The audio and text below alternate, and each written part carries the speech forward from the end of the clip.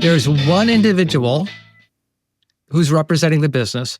There's one individual who's representing the technology solution team. And there's one individual making sure they're staying in their lane, watching the process itself. So there's these three individuals who are then chartered to make the decisions at that level. So at the solution level, you'll have a small team, not 25 people, not committees, not we're going to bring every feature team in and we're going to argue it out among 25 people, which one of my medical device companies loved to do. They would have these large meetings with 25 people all trying to figure out priority. No, they'd have a small group, 3, maybe 4 or 5, because maybe 2 people helping represent one of those positions. But we're going to keep it under 5 people.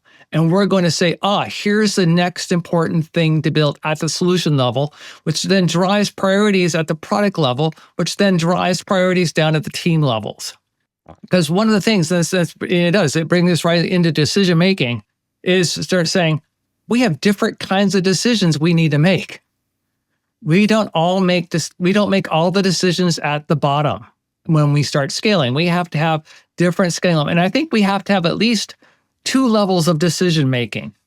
Obviously, at the team level, what are we going to build? How do we design the thing that we're supposed to do?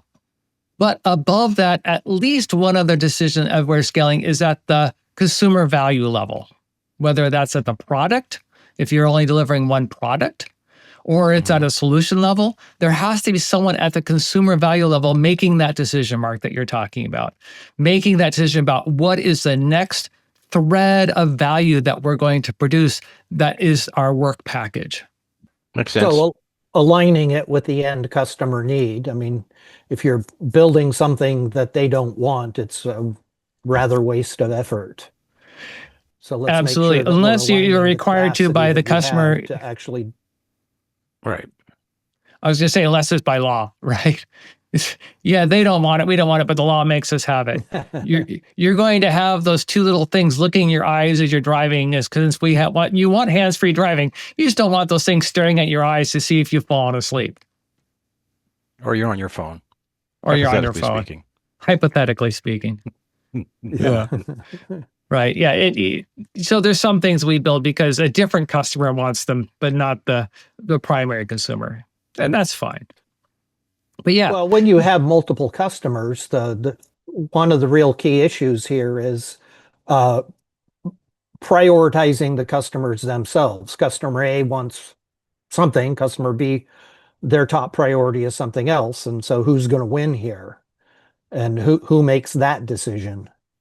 Right. And that's why you have to have that small team at the consumer level who's going to say, for the next increment, we're going to favor this customer using this value, doing this work, and these are their acceptance criteria of that customer. We're not here to piss off any other customer, but for this particular stream, they're the one that we're going to choose as the representative. And then the next stream, we may choose somebody else because it has a different primary consumer.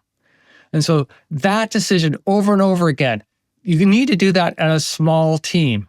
And for each level, as you scale up, each level is going to have this decision team on it appropriately. Let's go for 3 levels, for example. Let's say we have a solution level, a product level, and then a team level. So one solution is made up of 3 or 4 products. Each product has 2 or 3 different teams on it, right? Including software, hardware, firmware, all that kind of stuff. So each product has multiple teams on it. So what are they choosing at the solution level? They got to choose that value thing. So, okay, we choose the value thing. We say for this customer, this is the value produced. It involves all 3 of our products. Okay, so what happens at the product? What decision do they have to make at the product level? They have to start negotiating with the other products, the interfaces. They have to own the interface to the other parts. So how are we going to pass messages back and forth? What's our contract between each other, right? They have to work and solve that problem. And once they solve that, then they have the constraints. Because what each level is doing is saying, I make decisions appropriate to my level that constrains the decisions underneath me. They don't make the decisions underneath me, but they constrain them so that when they do make the decisions, they're making decisions that support where we're going, that support where we're going. Right. Our